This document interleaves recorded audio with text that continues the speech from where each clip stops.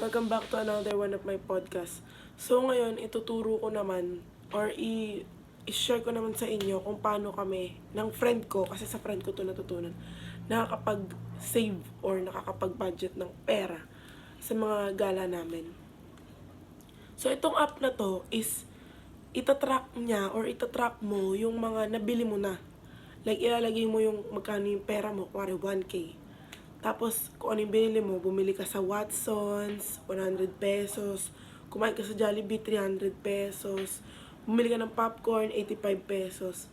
So, ilalagay mo doon, kunwari, cosmetics. Pipindutin mo yung cosmetics, tulad na ito. Ito yung app, which is yung money tracking expenses, budget.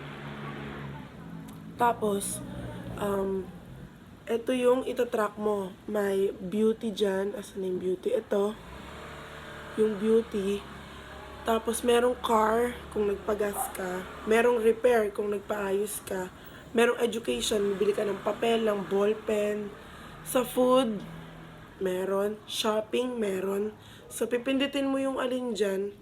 Tapos, ilalagay mo kung magkano yung nabili mo. Or, magkano yung ibabudget mo lang dun.